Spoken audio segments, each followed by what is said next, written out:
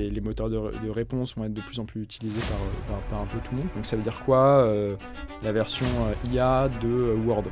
Ça veut dire quoi la version IA d'Excel? Ça veut dire quoi la version IA d'un analyste dans une banque? Ce qui intéresse les humains n'intéresse pas forcément les machines de la même manière. Donc en fait, du contenu de qualité, précis, facilement lisible, riche en informations, va avoir plus de valeur qu'une page jolie avec des belles animations optimisées pour avoir des phrases catchy. Philippe Mizrahi, c'est l'histoire d'un passionné de technologie et de résolution de problèmes. Formé à l'école polytechnique puis à la prestigieuse université Columbia à New York, il a fait ses armes chez Lyft à San Francisco, avant de poser ses valises à Paris.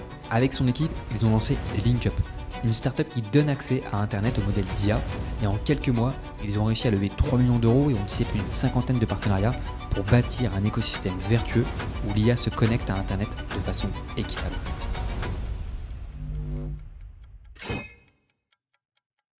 Bienvenue dans ce nouvel épisode de Time.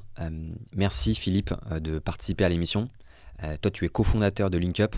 Vous êtes un peu grossièrement le Perplexity à la française. Vous permettez au modèle d'IA d'avoir accès à Internet. On va y revenir et dans cet épisode, l'idée c'était d'aborder 3 points puisque tu es un peu expert sur cette partie, comprendre comment on va rechercher de l'information sur Internet et partager ses sources au modèle d'IA.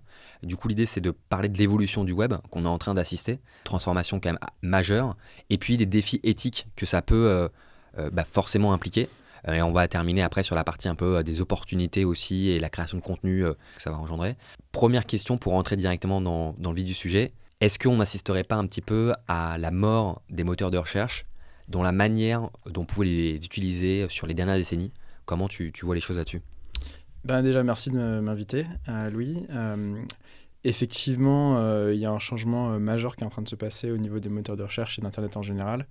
En fait, si on va un petit peu en arrière, aujourd'hui, un moteur de recherche comme Google, ce qu'il fait, c'est que donc tu poses une question dans la petite barre de recherche et Google va te donner des liens et toi, tu vas cliquer sur un lien et tu vas aller sur une page web. Ouais. Aujourd'hui, ce qu'on voit de plus en plus, c'est des applications. Donc, je pense que le plus connu, c'est ChatGPT. Où on pose une question et directement l'application va répondre à ta question. Donc il n'y a plus cette étape qui était fondamentale, qui était d'aller sur une page web tierce.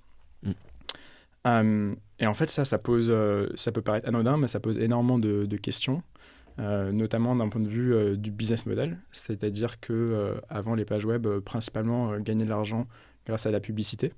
Donc, quand quelqu'un allait sur une page, on voit une publicité, on est influencé, etc. Et ça crée de la valeur pour un peu pour tout le monde. Comme aujourd'hui, on ne va plus sur une page web, en fait, il n'y a plus de création de valeur, il y a plus, le business model s'effondre. Ouais. Et donc ça, c'est la première question que ça pose. La deuxième question, c'est d'un point de vue technique, en fait. Comment est-ce que tu fais pour aller récupérer de l'information dont tu as besoin dans les sources d'information les plus pertinentes, de manière efficace, de manière très rapide, tu vas trouver de l'information de qualité. Donc ça, c'est un peu une deuxième question. Et puis, je pense que le troisième point, c'est quelle est la place de la réglementation? Ouais. La loi, là-dedans, en fait, comment est-ce qu'elle structure ce shift assez fondamental? Puis, évidemment, on est sur des technologies et un monde de l'information qui est globalisé. Donc, la loi américaine, la loi européenne, comment est-ce que tout ça s'imbrique? Ouais. Donc voilà, c'est un petit peu ce sujet qu'on essaye qu'on explore avec LinkUp. Nous, on essaie de répondre à ces questions-là. Évidemment, tu as mentionné Perplexity, il y a d'autres acteurs qui font ça, ouais. aux États-Unis principalement, mais aussi en Europe. Oui, en fait, c'est vrai que Perplexity, il y a pas mal de personnes qui l'utilisent et qui voient aussi le potentiel de l'outil, le gain de temps énorme, plutôt que d'aller chercher et de cliquer, comme tu le disais, sur l'ensemble des liens, de chercher de l'information. C'est vrai qu'il y avait une étude de McKinsey qui partageait le fait qu'on passait 30% de notre temps en moyenne à chercher de l'information, que ça soit sur Internet ou dans notre entreprise, en échangeant. Donc en fait, c'est quand même un cas d'usage de l'IA qui est énorme et qui concerne beaucoup de monde. Vous, chez LinkUp, vous présentez comme aussi un agent IA qui va être capable de récupérer de l'information, potentiellement interagir avec le web. Est-ce que tu peux revenir sur cette notion d'agent IA qui est peut-être parfois un peu floue pour certaines personnes qui suivent l'IA mais sans rentrer en profondeur, et comment du coup vous faites pour donner cette puissance au modèle d'IA, d'être branché directement à Internet. Ouais. Alors, nous, notre mission vraiment, de la mission de LinkUp, c'est de connecter les LLM, donc les IA en général, à Internet et au monde. Et donc, connecter, c'est dire quoi? Ça veut dire, ça va un peu dans les deux sens. Nous, on a commencé par le sens de la lecture de l'information. Donc, en fait, permettre aux LLM et aux IA d'accéder à l'information qui existe dans le monde extérieur, principalement dans le web. C'est dire quoi? Ça veut dire une IA qui a besoin de savoir ce qui s'est passé dans le monde politique en France la veille, elle va accéder à différentes sources d'informations, par exemple Le Monde ou Les Échos, et elle va augmenter la qualité de ses réponses grâce à cette intervention supplémentaire. Donc ça, c'est de la lecture. Mais tu me parlais d'agents, tu me parlais d'action. La lecture, c'est juste une partie du problème. On veut aussi, dans le futur, permettre aux agents IA de pouvoir agir sur le monde. Et donc, ça veut dire quoi? Ça veut dire, par exemple, prendre une action comme, je dirais, l'exemple le plus classique, le plus traditionnel qu'on donne souvent, c'est acheter un billet d'avion pour toi ou commander une nuit d'hôtel. Mais ça peut être aussi des exemples qui sont un peu plus B2B, comme faire des commandes de stock. Si tu as un agent qui a une très bonne connaissance de ton carnet de commandes et de l'état de tes stocks, il peut, à ta place, de manière complètement automatisée, acheter tout ce dont tu as besoin pour le mois prochain, la production de ton usine. Et donc, en fait, on tend vers des agents qui sont de plus en plus intelligents et de plus en plus capables. Et nous, notre test chez LinkUp, c'est que tu as beau avoir le cerveau le plus intelligent, avec la meilleure capacité de compréhension et d'intelligence pure. En fait, s'il est déconnecté du monde, c'est comme si tu prenais Einstein et que tu le mettais dans une cave, en fait. C'est-à-dire que ça ne sert pas à grand-chose. Et donc, on a besoin de permettre à ces intelligences d'agir sur le monde et de s'enrichir de ce qui se passe dans le monde, de l'information nouvelle qui est créée continuellement pour pouvoir être vraiment efficace. Ok. Donc, il y a un double aspect dans ce que tu viens de mentionner. C'est à la fois d'apporter plus d'intelligence aux modèles d'IA en les connectant à Internet et en même temps leur donner la capacité d'action potentiellement sur le web. Ça me fait penser pas mal à ce qu'on peut voir avec des outils en France, par exemple, comme H-Company, H-Runner ou Cloud Computer. Ce sont des outils, finalement, une techno qui va réaliser des actions avec un agent par vision un peu. C'est-à-dire que, un peu comme quand on partage un document sur ChatGPT, il y a cette capacité de vision et il va lire les informations du document. Là, il va lire les informations de la page web pour comprendre, avoir du contexte et puis potentiellement réaliser des actions depuis la demande qu'on a pu faire à l'outil.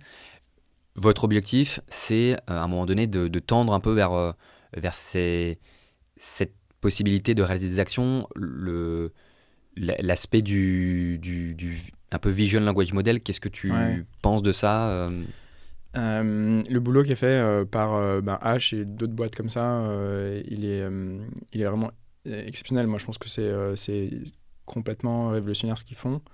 En fait, pour résumer, ils ont un algorithme qui regarde ton écran et comprend ce qui se passe et du coup va pouvoir cliquer sur un bouton à ta place.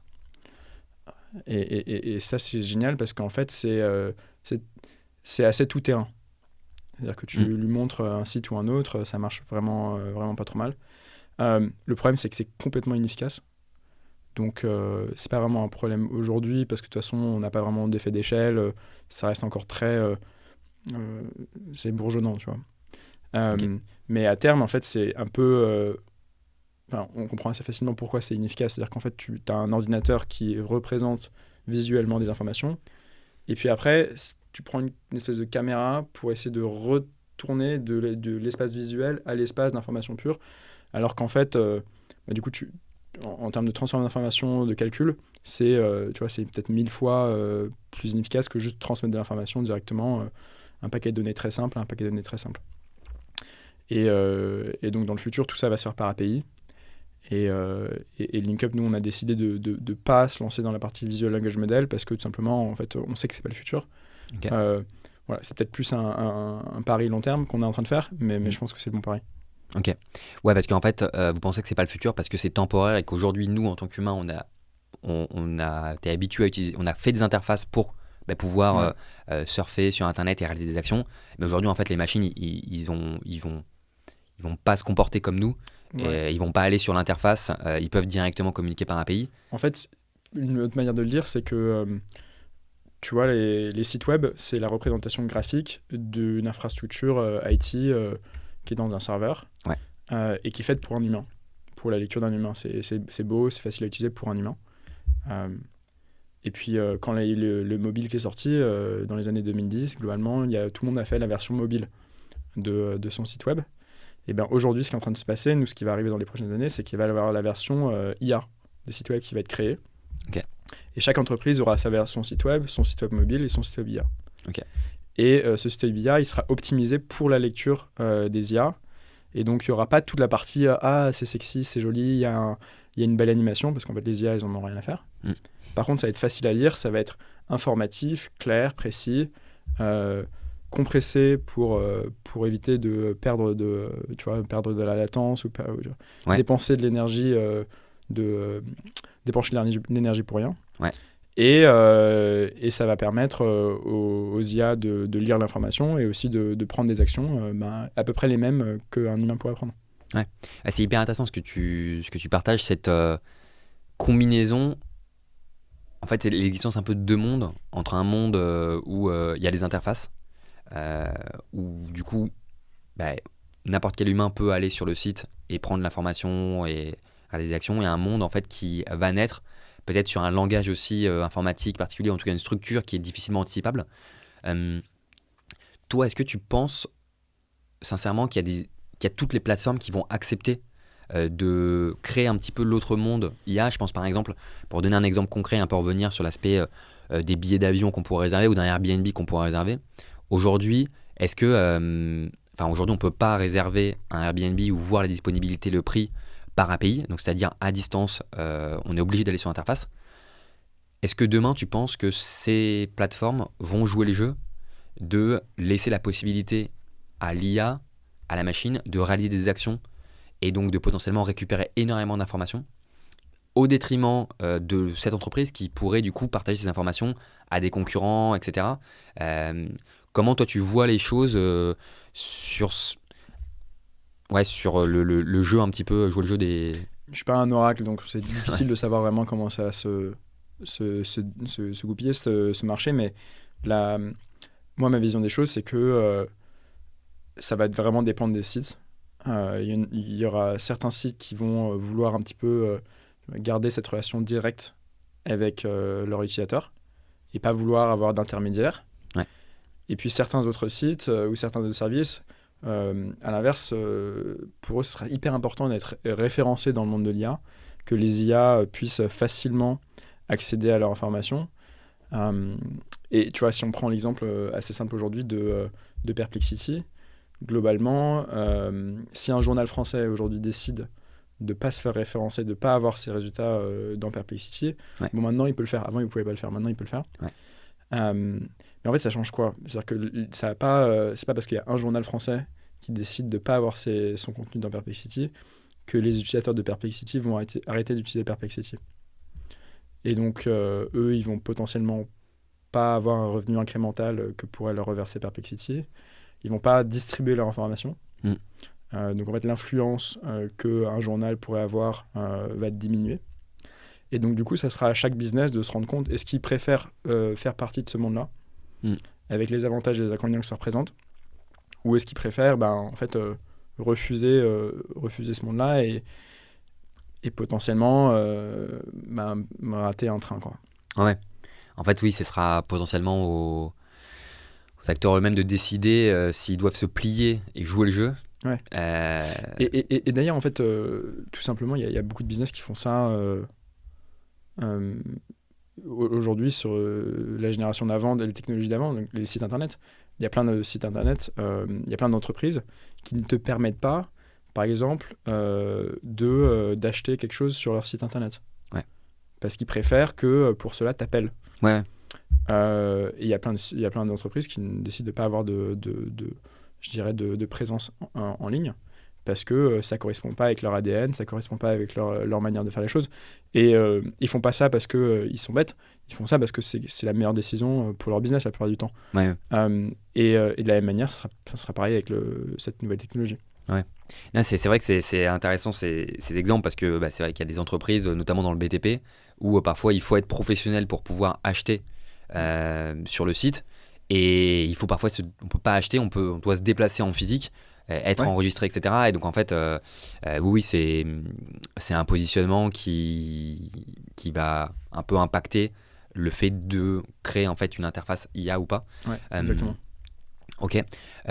Pour revenir un petit peu sur l'aspect de l'évolution du web, tu l'as dit, le web du coup est transformé avec la possibilité de donner l'accès à Internet au modèle.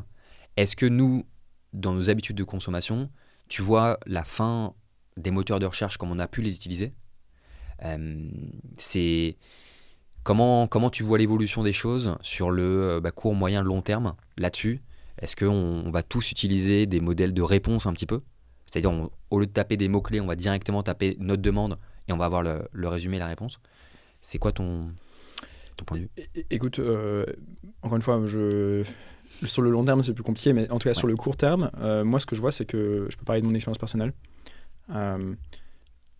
En fait, ça va te paraître bête, mais quand tu veux une réponse, moi, naturellement, je tends vers utiliser un moteur de réponse, donc un Perplexity ou autre. Par contre, quand je veux accéder à un lien ou à une page web, là, en fait, je me rends compte que Google, c'est quand même ce qu'il y a de mieux, encore. Et parfois, tu as besoin d'aller sur une page web parce que, tout simplement, tu veux accéder à un service. Comme tu le dis, genre Airbnb, ils n'ont pas encore d'intégration native avec des services comme Perplexity. Et donc, du coup, tu vois, LinkedIn, pareil. En fait, si tu vas sur la page LinkedIn d'une personne pour te connecter avec cette personne-là, en fait, tu vas sur Google et tu tombes sur le bon lien directement.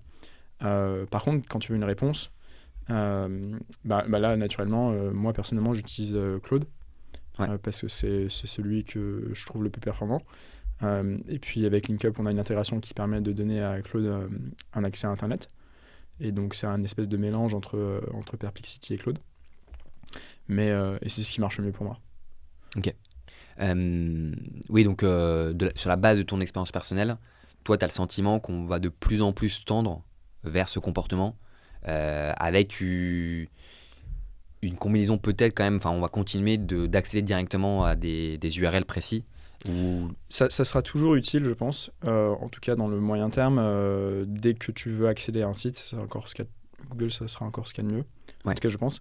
Par contre, ce qui va être intéressant, c'est que les moteurs de réponse, je pense, parce que moi je suis un peu dans une espèce de bulle on est très proche de la technique, on est vraiment, je dirais... dans les premiers à adopter une nouvelle technologie qui n'est pas encore vraiment utilisée à l'échelle. Mais je pense que déjà, les moteurs de réponse vont être de plus en plus utilisés par un peu tout le monde. Et puis, ce qui va être super intéressant, c'est la généralisation de ce concept de moteur de réponse pour, je dirais, le travail de tous les jours de tous ceux dont le travail correspond à remplir des papiers, créer des rapports, créer des slides, travailler sur leur ordinateur. Qu'est-ce que ça veut dire ? À quoi va ressembler en fait la suite d'applications qui va être utilisée par ces personnes-là pour faire leur travail ? Donc ça veut dire quoi la version IA de Word ? Ça veut dire quoi la version IA d'Excel ? Ça veut dire quoi la version IA d'un analyste dans une banque ou... dans un grand groupe, dans un consultant. Et donc, cette transformation de la manière de travailler de ces gens-là, ça, pour moi, ça va être quelque chose qui est très intéressant. Et évidemment, LinkUp se positionne là-dessus, puisqu'elle permet à toutes ces applications-là qui vont se créer d'augmenter leur capacité grâce à un accès à des sources d'informations fiables d'Internet. Et nous, on pense que, comme... un LLM pour du question-réponse, d'un moteur de réponse peut être énormément augmenté par des sources Internet. De la même manière, en fait, toutes ces applications-là qui vont être utilisées par le travailleur de demain, entre guillemets, vont être considérablement augmentées par un accès à des sources d'informations du web. Et donc, c'est vraiment sur ce créneau-là que LinkUp se positionne. Et moi, je suis totalement convaincu de la valeur que vous pouvez apporter, parce que quand on voit, quand on utilise ChatGPT ou des modèles d'IA, Claude et autres, c'est très bien et ça nous fait gagner un temps monstrueux sur des petites tâches. Mais par contre, quand on veut vraiment savoir d'où vient l'information, si elle est vraiment fiable et en fait si elle n'a pas... Parce que comme les modèles reformulent, vont reproduire un petit peu les informations que eux ils ont récupérées, en fait potentiellement ça peut être de fausses informations qui a été récupérées dans le passé. Ouais. Et donc, même si la forme est super bien et elle est correcte, on a du mal à voir là où il peut y avoir une erreur dans la réponse des modèles. Donc c'est vrai que de voir la mention de source, d'où viennent ces sources, en fait ça permet d'être beaucoup plus confiant dans la qualité de la réponse qui est donnée et au modèle d'être plus précis de base. Donc il y a... mais moi par contre j'ai le sentiment, je pense que c'est peut-être partagé aussi par d'autres, c'est que la solution que vous proposez LinkUp ou Perplexity côté plus B2C interface utilisateur, c'est un peu parfois le David contre Goliath, dans le sens où Google est tellement énorme, tellement de monopole, que c'est un peu, c'est tellement nouveau de voir des acteurs qui attaquent Google et se différencient vraiment en termes de solutions, d'approche. Avant, il y a eu des alternatives sur les moteurs de recherche avec Ecosia, mais en fait, c'est un peu la même chose, mais c'est juste un positionnement un peu différent. Là, frontalement, avec une nouvelle approche, vous proposez quelque chose de nouveau. C'est quoi, toi, ton ressenti sur le marché entre Google, vous, les d'autres acteurs? Est-ce que tu ressens cet aspect David contre Goliath? Je dirais que le positionnement de Perplexity, si on prend l'exemple que tout le monde connaît, il est extrêmement compliqué. Et ce qui est génial, c'est Perplexity a montré que c'était possible. En fait, quand on voit la croissance de Perplexity, on comprend qu'en fait, c'est possible aujourd'hui, avec l'espèce de shift technologique en train de se passer, de faire mieux que ce que Google fait. Et en fait, moi, c'est un truc que je comprenais pas forcément très bien au début. Mais il y a un peu un déclic qui s'est fait dans ma tête, le moment où j'ai compris. En fait, fondamentalement, le business model de Google, c'est quoi ? C'est d'envoyer des gens sur des pages. Et ils sont payés pour ça. Le revenu de Google, c'est ça. C'est d'envoyer des gens sur des pages. Et quand on comprend qu'en fait, Perplexity, ce qu'ils font, c'est l'inverse. C'est de garder des gens sur leur page. Ouais. On comprend assez facilement pourquoi Google est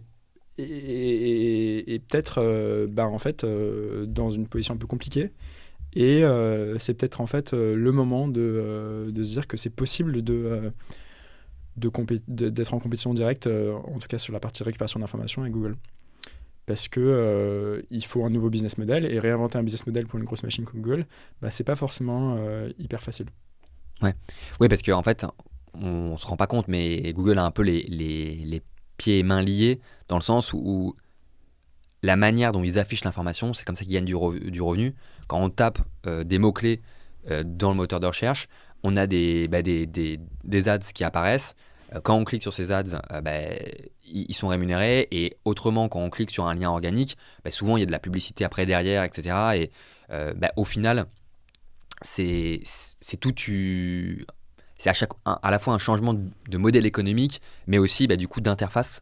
Ouais. Qui est compliqué. Alors même si y a eu des initiatives, on l'a pas encore en France, mais c'est un peu le AI Overview, c'est-à-dire que Google affiche, quand on tape quelques mots-clés, un résumé des informations. Est-ce que toi, c'est un peu leur moyen un peu à eux d'apporter de la valeur similaire à ce que vous pouvez faire? Toi, tu penses quoi de ça? C'est très intéressant parce que du coup, il y a eu tout un...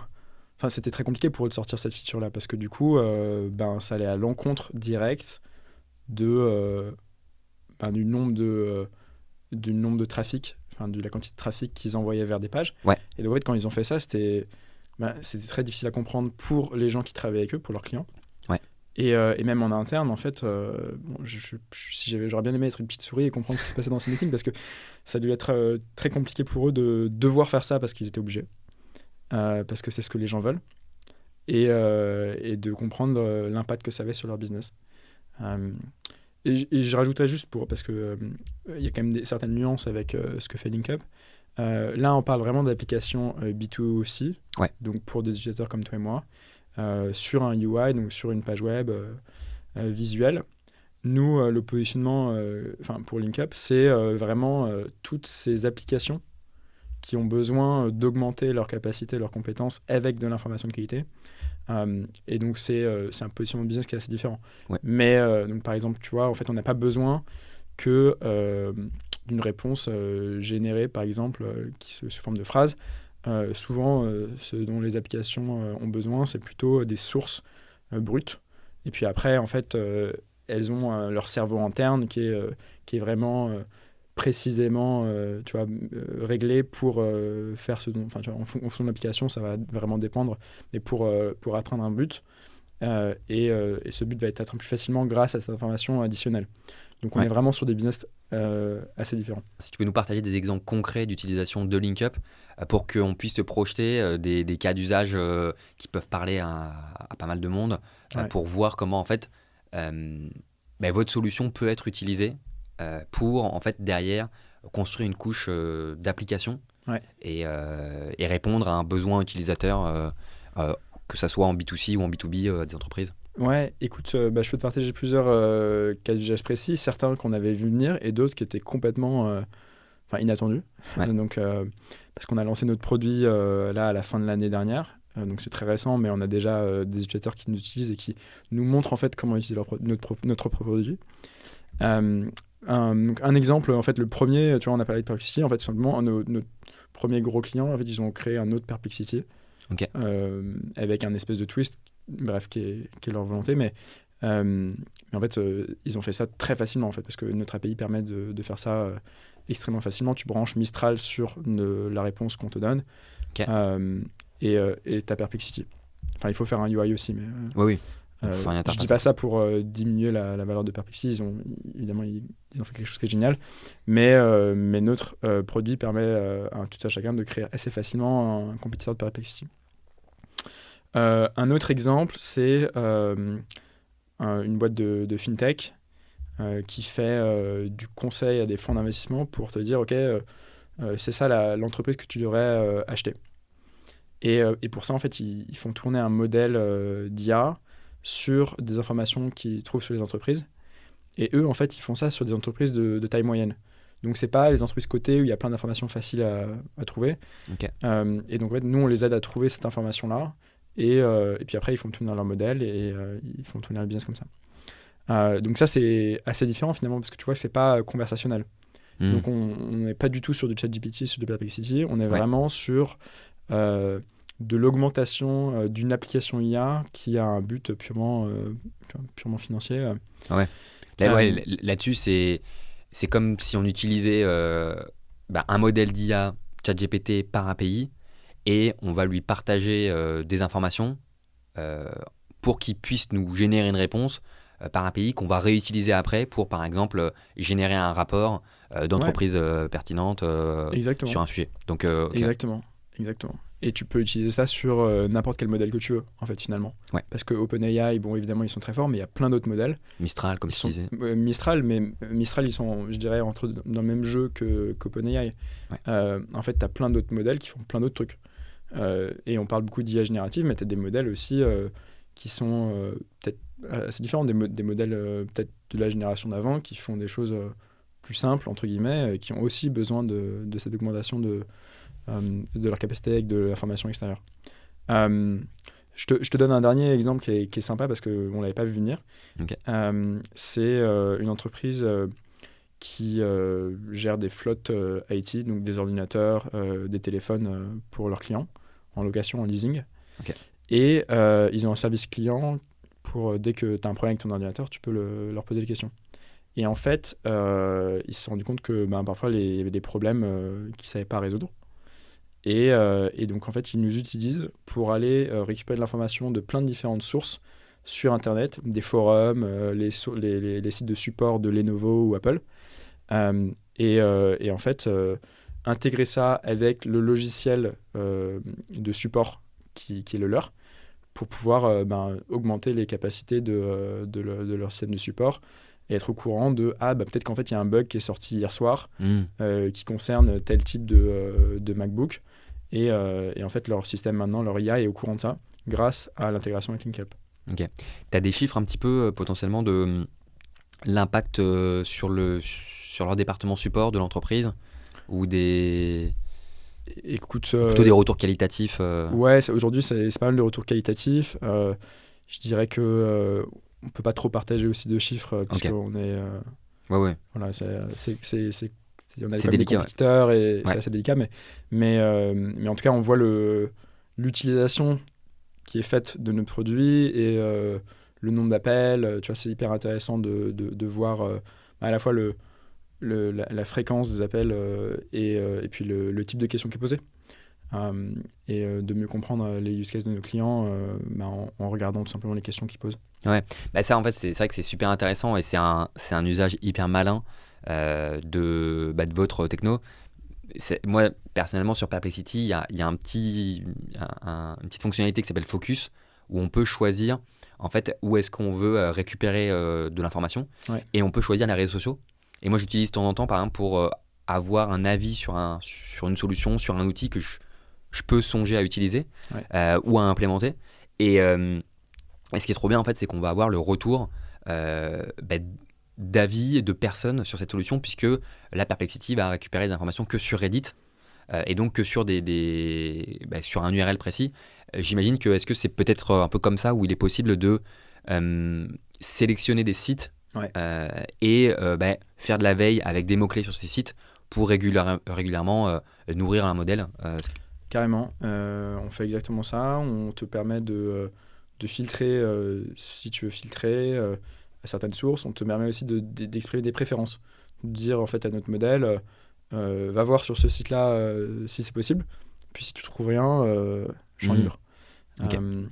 Et donc tu as une espèce de modularité tu vois, que tu peux faire un petit peu à ta sauce, quoi.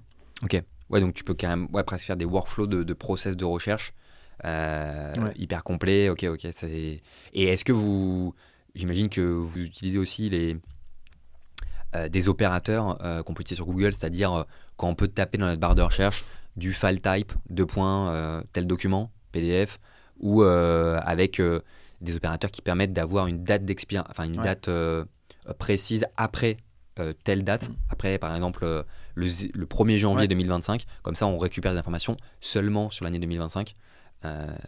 Ouais, exactement. En fait, on fait tout ça pour toi automatiquement.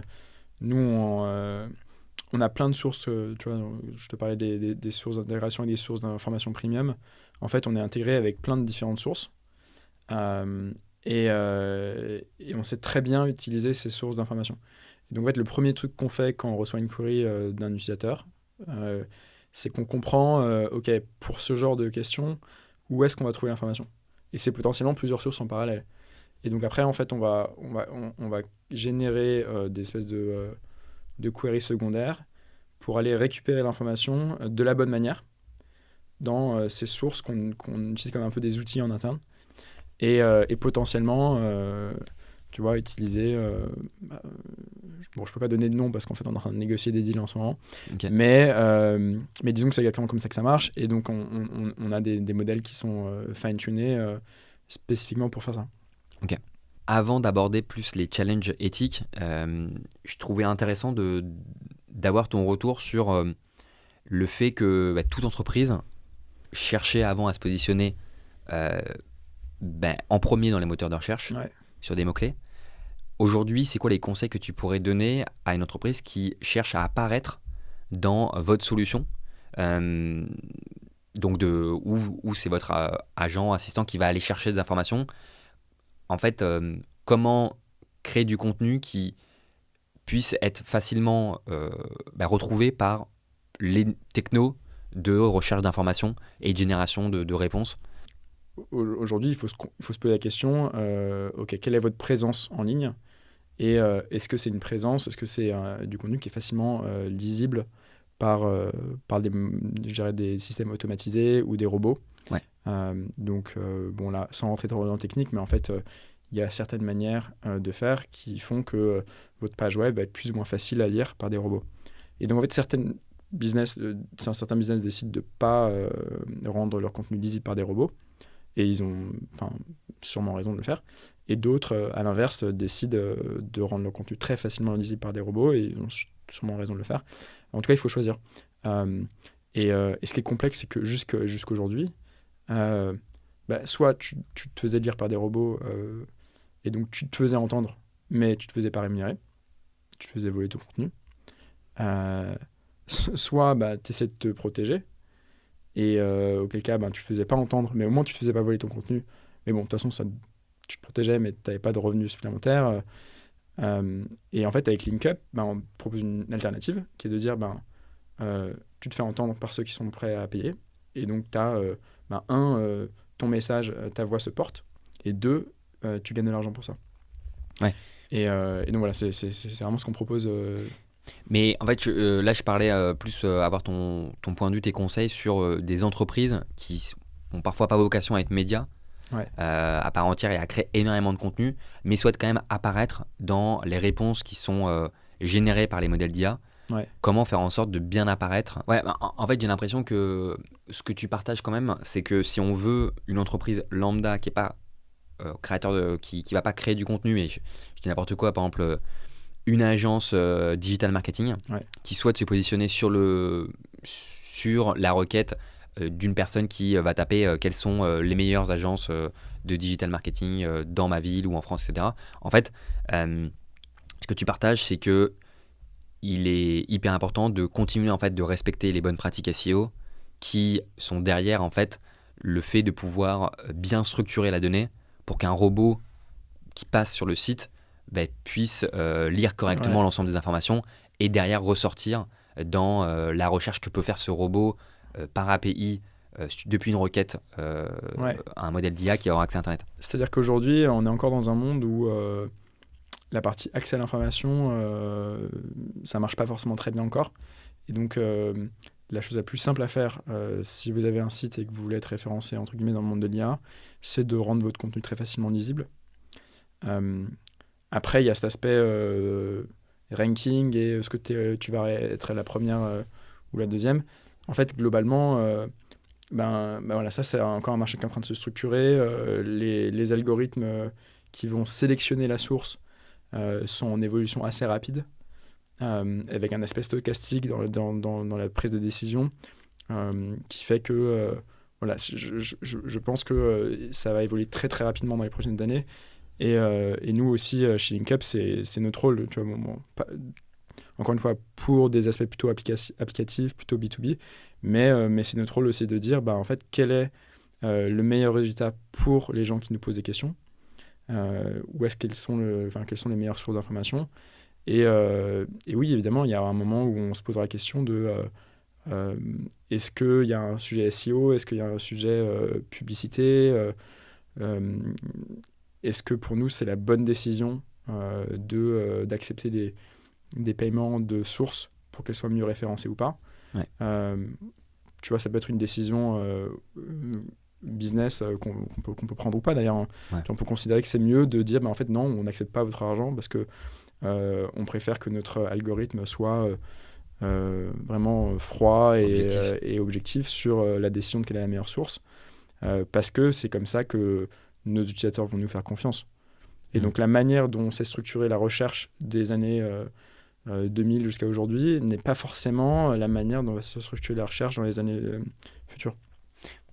J'ai quand même l'impression que, en fait, pour avoir le plus de chances d'apparaître dans les réponses générées par les modèles ayant accès à Internet, il faut quand même produire pas mal de contenu, et aussi sur ce qu'on peut appeler parfois SEO de la longue traîne, c'est-à-dire des requêtes qui peuvent être très précises et très longues, qui sont du coup souvent moins sollicitées par du contenu ultra optimisé SEO. Quels sont les services proposés par une agence marketing digital à Nantes ? Ça, c'est quand même beaucoup plus longue traîne. En fait, faire du contenu là-dessus, c'est quand même une chance de pouvoir ressortir. Est-ce que je me trompe en disant ça dans les réponses générales ? Non, je pense que tu as raison. Je pense que je rajouterais juste un point qui est que, encore une fois, c'est ce que j'ai dit tout à l'heure, c'est que ce qui intéresse les humains n'intéresse pas forcément les machines de la même manière. Donc en fait, du contenu de qualité, précis, facilement lisible, riche en informations va avoir plus de valeur qu'une page jolie avec des belles animations optimisées pour tu vois, avoir des phrases catchy, Ouais. tu vois. Et donc, c'est un peu cette nuance qui arrive quand même. Ouais, c'est marrant ça, parce que oui, aujourd'hui, le classement des résultats de recherche est quand même aussi lié au temps qu'un utilisateur peut passer Ouais. et sur la page. Et donc, s'il ressort de la page ou s'il va continuer à rechercher l'information sur le site. Et donc là, il y a la partie interface et la partie du style, avec par exemple une introduction qui est assez sympa, où on va faire des phrases qui n'apportent peut-être pas de valeur directement, mais qui sont assez catchy. Ouais. Donc plus un peu du marketing, du copywriting. Là, ce que tu dis, c'est que en fait, il y a de grandes chances que ça évolue pour être sur des contenus plus froids, plus directs pour que la machine récupère directement de la valeur et puisse la partager. Exactement, tu as tout compris. Et c'est pour ça qu'en fait, quand je te parlais de la version pour les robots de ton site, si tu as une entreprise et que tu as un site web, tu auras une version pour les robots de ton site, ça ne sera pas une copie conforme sans les animations, tu vois. Ça ne sera pas juste une version plus light de ton site, ça sera une version plus facilement lisible, plus informative, avec potentiellement des informations que tu ne mettrais pas sur ton site. Tu vois, aujourd'hui, tu veux écrire un article sur ton blog, faut pas que l'article soit trop long, parce que sinon, les gens vont décrocher. Faut pas que tu inondes l'article de faits hyper précis, plein de chiffres et tout, parce que le lecteur va décrocher. Mais l'IA, elle décroche pas. Ouais. Et donc l'IA, tu peux lui donner toutes les informations que tu veux, et c'est ça qui est intéressant, c'est cette différence de, je dirais, de capacité d'un humain versus une IA, et donc du coup la différence de présenter l'information, la différence de rédiger des articles. Oui, qui pourrait être amené à changer. Exactement. Intéressant. Là, on a pas mal parlé du coup de cette évolution du web, ce que vous pouvez proposer, des cas d'utilisation. Forcément, ça implique après des défis éthiques. Ouais. Tu as un petit peu parlé des modèles économiques qui peuvent changer. Est-ce que tu peux un peu revenir dessus dans le sens où je crois que tu partageais une stat qui était qu'il va y avoir moins 30% de revenus perçus par les médias, les revenus du coup perçus depuis le web. Ouais. C'est un peu ça l'ordre de grandeur Ouais, c'est l'ordre de grandeur. Je ne m'en souviens plus exactement quelle est la source de cette donnée. On pourra la rajouter peut-être dans les liens, mais on est dans un cadre de décroissance des revenus publicitaires des médias traditionnels. Okay. Globalement, si on vient quelques années en arrière, le monde de l'IA et les rémunérations des sources, c'est un peu le Far West. Et donc du coup, les éditeurs de modèles piochaient plus ou moins librement dans des bases de données qui étaient collectées à la base à des fins de recherche. Donc tu as des grosses bases de données qui étaient le résultat de scrapping. Donc en fait, le scrapping, c'est quand tu as un robot qui se fait passer pour un humain pour récupérer de l'information sur une page web. En fait, il faisait ça à l'échelle sur tout le web entier, et il mettait ça dans une grosse base de données, et il disait, globalement, si tu es chercheur, et que tu fais ça pour le bien commun, entre guillemets, tu as le droit de piocher dans cette base de données. Et donc les chercheurs d'OpenAI ont fait ça, et les chercheurs de Mistral, tout le monde... c'est pas un secret, c'est un secret de Polichinelle. On fait ça, sauf qu'en fait, après, évidemment, il y a du drama en plus qui est en train de se passer avec OpenAI en ce moment. Je sais pas si c'est le sujet d'en parler, mais quand tu as une boîte qui fait autant de revenus, tu as le droit de te demander si c'est vraiment des cas d'usage de recherche. Ouais. Ce qu'il faut comprendre, c'est que c'est des questions importantes, parce que de l'autre côté, tu as des gens qui sont dépendants de travail. Ouais, c'est-à-dire qu'en fait, principalement la moitié des sources qui se retrouvent dans ces grosses bases de données dont je parle, c'est des journaux. Okay. Les journalistes, les journaux, c'est pas des entreprises qui font des énormes marges, qui s'en mettent plein les poches. C'est des gens qui font un travail qui est extrêmement important. Spécialement aujourd'hui, avec ce qui se passe d'un point de vue politique dans nos sociétés, c'est extrêmement important d'avoir des journalistes indépendants qui ont les moyens de faire leur travail. Et donc en fait, quand tu as la moitié des sources qui sont utilisées par les IA pour entraîner un modèle qui sont piochées sans contrepartie financière aucune dans le contenu des journaux.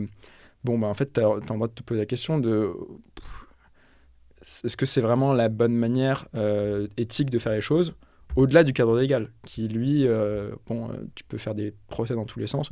Aux États-Unis, ils font beaucoup de procès. Il y a eu évidemment le procès de New York Times, OpenAI, qui était le procès phare. Globalement, maintenant aux États-Unis, ils ont compris que c'était plus efficace de travailler ensemble, de faire des partenariats, que de faire des procès. Donc maintenant, c'est en train de se passer. En Europe, tu as encore un cadre légal un peu différent et je dirais qu'on a une approche de la réglementation qui est légèrement différente. Mais je pense qu'aujourd'hui, tout ce secteur-là, pour résumer, a quand même légèrement évolué dans le bon sens, dans le sens de travailler ensemble. Je pense qu'il y a encore des procès pour revenir en arrière et essayer les ayants droit des sources d'informations essaieront un maximum de récupérer de l'argent sur tous ces modèles qui ont été entraînés, sur leurs données. En tout cas, nous ce qu'on propose, c'est pour tout ce qui est le futur, parce qu'en fait, la donnée, elle est créée instantanément. Et tu vois, les modèles qui étaient entraînés sur les données jusqu'à une date précise, ils n'ont pas accès à la donnée qui est créée continuellement, les nouveaux articles, les nouvelles sources d'information. Et donc, nous, on permet à ces créateurs de sources d'information de vendre cette information et pour le coup, de percevoir un revenu là-dessus, quoi. Tu parlais que c'était le Far West. J'ai l'impression que c'est encore un peu le Far West, dans le sens où, et je me demande en fait si ça restera pas le Far West, dans le sens où là, il y a par exemple Perplexity qui est aussi en procès avec New York Times. À un moment, tu as mentionné pendant l'échange que Le Monde empêche Perplexity d'aller rechercher de l'information sur son site. Et en fait, j'ai l'impression que on peut quand même aller chercher de l'information sur Le Monde depuis Perplexity, que les entreprises il y a des entreprises de tous les pays et des médias dans tous les pays, il y a une réglementation qui n'est pas unique, qui fait que chacun peut un peu faire comme il veut et que peut-être il va y avoir une réglementation qui va se faire par itération au fur et à mesure des procès. Mais que c'est un combat continu entre ceux qui veulent exploiter les données gratuitement et les médias qui essaient de se protéger.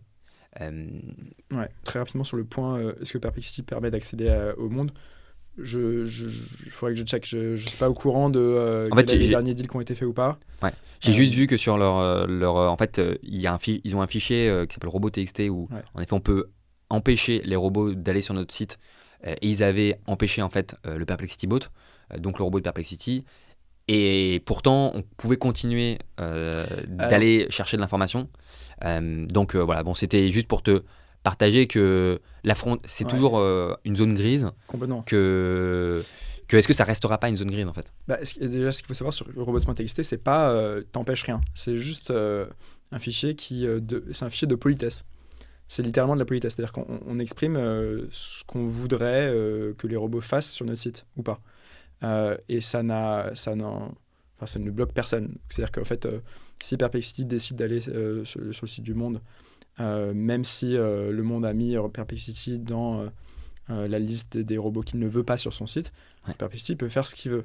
Et ça n'a pas de... en tout cas, aujourd'hui, les gens se posent la question si c'est une valeur légale ou pas. Ok.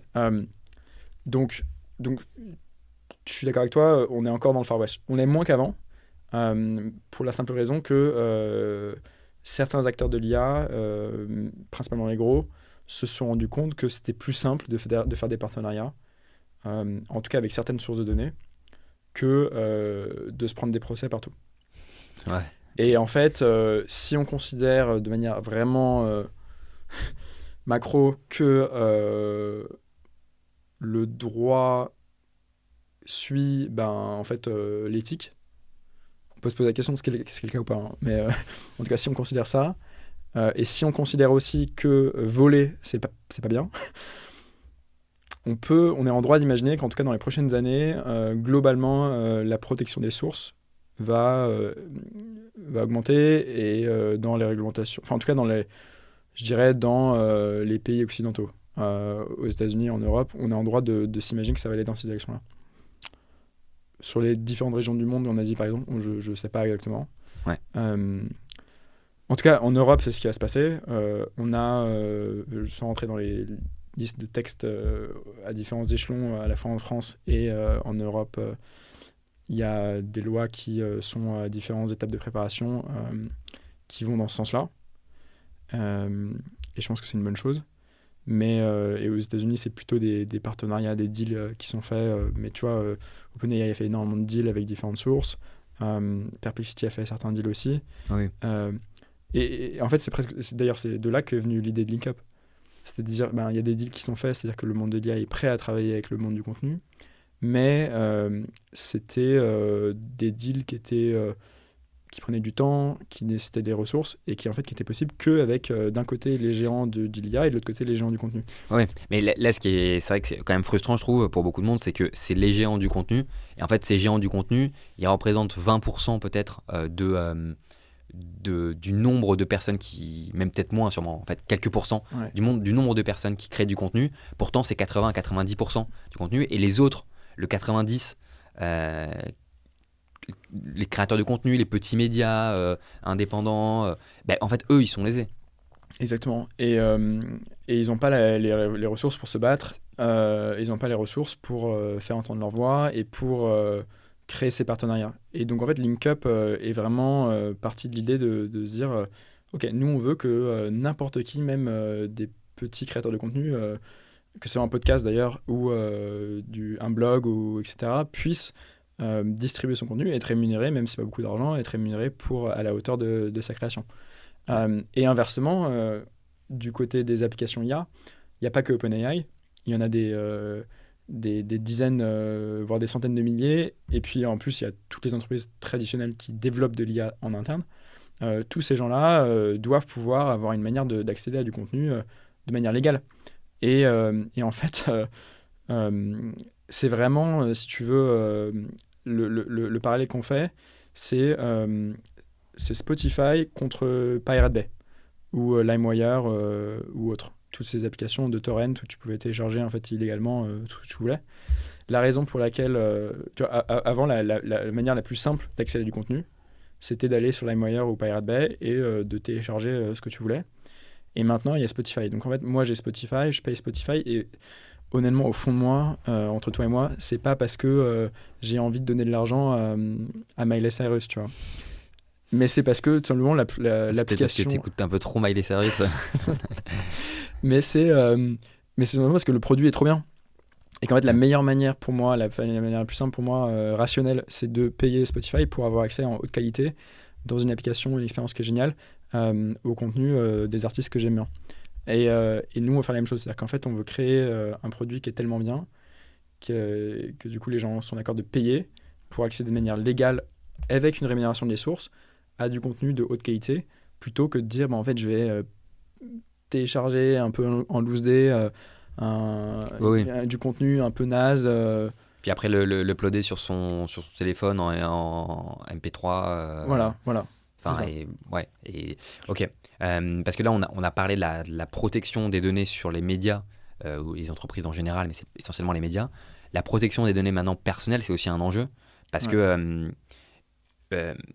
quand on partage des informations sur les sites, on ne se rend pas compte en fait que l'on nourrit potentiellement des modèles d'IA qui seront capables après de très facilement récupérer des informations sur nous. Si je peux taper partage-moi toutes les informations sur telle personne ou sur telle entreprise, on va récupérer des informations publiques mais qui sont potentiellement sensibles.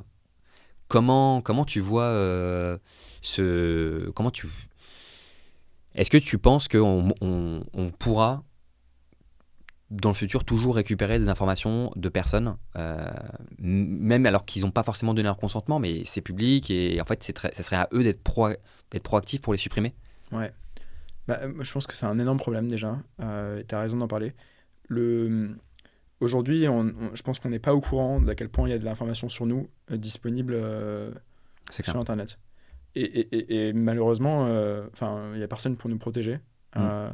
Et donc, j'encourage tout le monde à aller un peu se rendre compte de ce qu'on peut trouver sur soi-même sur Internet. Moi, j'ai passé des heures à supprimer les photos Facebook à l'époque.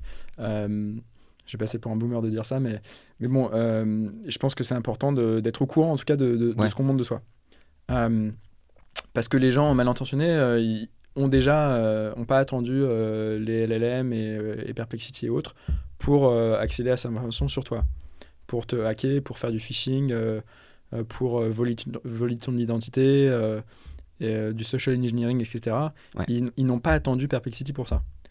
Je dirais que peut-être un avantage des nouveaux outils comme Perplexity ou LinkUp, c'est que en fait, ça te donne les armes de plus facilement être au courant de ce qui est sur Internet pour toi. Là où avant, il y avait que les hackers, etc., ou les gens mal intentionnés qui passaient le temps pour se construire des petits outils pour trouver ça de manière automatisée et à des femmes mal intentionnées. Donc je dirais que maintenant, on se bat un peu plus à armes égales. Je pense que tu as raison, on sous-estime complètement la quantité d'informations qu'on a disponibles sur soi sur Internet, parce que même en fait des contenus aujourd'hui visuels, images, vidéos, aujourd'hui en fait une personne, on est capable de potentiellement avoir une image nette de la personne et récupérer des images qui sont disponibles et qui où ce visage apparaît dans des vidéos ou dans des images pour un peu retracer je pense que aujourd'hui, étant donné qu'on parlait un moment d'aspect de vision, c'est purement multimédia. C'est ça. Je suis d'accord avec toi. Il y a un petit point que je tenais à aborder sur la fin à peu près, le volume de contenu et la production de contenu. Ouais. Là, on voit que la production de contenu tend vers zéro, puisque on peut de plus en plus créer du contenu facilement en s'appuyant sur les modèles d'IA. Ouais. Ça nous demande de moins en moins de temps. N'importe qui peut créer des quantités de contenu avec l'IA sur un sujet précis. Si ça continue, on risque d'être noyé par l'information, par le bruit ambiant. Ouais. Comment les outils comme le vôtre vont réussir à continuellement identifier la bonne information dans des informations, une quantité d'informations qui va être de plus en plus importante et qui peut aussi savoir un peu le vrai du faux. Ouais. Parce que aujourd'hui, je pourrais partager énormément d'informations qui sont juste des fake news, mais qui seront tellement nombreuses qui vont, avec aussi peut-être un emballement, faire que c'est la vérité. Bien sûr. Et comme tu disais, il y a l'effort pour créer du contenu est de plus en plus bas. Et donc, du coup, on retrouve un peu de tout et n'importe quoi. Et puis, en fait, il y a 10 ans, si tu voyais un article de presse rédigé correctement, tu te disais, en fait, il y a un humain qui a passé du temps à écrire ça. Donc, tu pourrais estimer une espèce de conscience professionnelle ou quelque chose, en tout cas, derrière ça, et en tirer une valeur ou pas du contenu. Aujourd'hui, c'est plus le cas. Tu vois un article, tu as plus de chances qu'il soit écrit par un IA que par un humain. Et donc, la conséquence de ça, pour moi, la conséquence de ça, elle est assez simple. C'est que tout simplement, les gens les consommateurs vont se réfugier vers de la qualité. Donc, ça veut dire quoi ? Ça veut dire des sources d'informations en lesquelles ils ont confiance. Ça veut dire des sources d'informations potentiellement payantes. Donc, pour moi, ça rentre dans dans le faisceau d'indices qui nous indique la fin du monde de la publicité et du contenu gratuit contre la publicité, etc. Et je pense que tu mettais le point sur un sujet qui est, en fait, c'est pas forcément facile d'identifier, de faire la différence entre un contenu de basse qualité créé par une IA versus du contenu de haute qualité créé par un humain et quelqu'un qui a fait peut-être des recherches en amont. C'est un travail. Ça demande de l'effort, ça demande une expertise. Et c'est pour ça aussi qu'on travaille là-dessus chez LinkUp. C'est-à-dire qu'on considère que c'est important que nos clients aient accès à une diversité de sources, mais des sources de qualité à chaque fois. Et qu'il y a une espèce de responsabilité de notre côté d'être sûr que les sources avec lesquelles on travaille, le contenu qu'on leur donne, soit de haute qualité et puisse, que la confiance ne se brise pas. Ouais, en fait, c'est marrant parce que du coup, ce que tu partages, c'est que pour identifier qu'une information est correcte, ce qu'il est possible de faire, en fait, c'est faire un peu ce que peut faire un journaliste, c'est-à-dire vérifier la qualité de la source, multiplier aussi des sources différentes, et que peut-être que chaque source aura un indice, un scoring de qualité, de fiabilité, qui fait qu'à un moment donné, quand on passe un certain cap, cette source est considérée comme correcte et comme fiable, et versus une source qui peut être, même si elle est extrêmement nombreuse, elle va être considérée comme fausse par l'IA, parce qu'il y a des tests qui mènent à des sources de faible qualité, etc. Ouais, et je pense que cette espèce en fait, ça pose la question de la vérité, qu'est-ce que c'est que la vérité, et c'est une question qui est extrêmement importante d'un point de vue social aujourd'hui, je pense, sans rentrer dans des considérations politiques, mais je pense qu'on peut assez facilement comprendre pourquoi. C'est marrant parce que, bon, sans rentrer dans des détails techniques de qu'est-ce que c'est que la vérité, des gens qui ont beaucoup réfléchi à ça, c'est les gens de Wikipédia. Et donc pour les gens qui nous écoutent, qui ont envie de geek out un peu sur le sujet, je les invite à aller voir comment Wikipédia définit ça et approche le problème. Ok. J'ai une dernière question pour terminer. Merci de l'échange, ça passe vite. Avec plaisir. Toi, tu as monté ta boîte du coup autour de l'IA. Vous avez levé 3 millions, vous êtes dont avec aussi Motive Ventures qui va créer un espace à Paris où il y a plein de startups qui vont être regroupées de l'IA. Je crois c'est en 2025 prévu. Je pense pas que ça soit ouvert aujourd'hui, mais toi, c'est quoi les conseils que tu pourrais donner à une personne qui souhaite aussi lancer son entreprise dans l'IA et par rapport à ton parcours, une personne qui peut avoir une idée ou qui est en train de lancer pour Écoute, j'ai l'impression de répéter des trucs qui sont écrits partout, mais je pense que ce qui est important, c'est de travailler sur un sujet qui te passionne. Pas forcément le sujet qui est le plus à la mode, parce qu'en fait, les modes sont souvent les modes du passé dans l'innovation. Et donc un sujet qui te passionne, avec des gens avec qui tu as une confiance très forte, et qui ont potentiellement un même langage, mais des compétences complémentaires.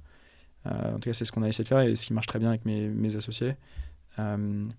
Et donc, si tu trouves quelque chose qui te passionne, où en fait, tu n'as pas l'impression de travailler quand tu travailles, avec des gens que tu considères comme exceptionnels et qui le sont, j'espère, c'est comme ça que tu réussis parce que tu comptes pas tes heures et tu vas vraiment, je pense, créer quelque chose de beau. Nous, tu vois, pour le moment de l'IA, c'est quelque chose que j'avais étudié, c'est quelque chose dans lequel j'avais travaillé, et puis je te parlais de Spotify, mais c'est marrant, juste pour la petite anecdote, mon CTO Denis, lui, il a bossé chez Spotify, donc en fait c'est marrant parce que sans réécrire l'histoire, j'ai un peu envie de dire que les choses nous menaient jusqu'ici, quoi. Ok. Merci pour l'échange, c'était top. Et puis bien sûr, merci pour l'invitation. On mettra en description le lien de LinkUp et puis quelques infos sur toi, ton profil, etc. Avec plaisir. Merci beaucoup.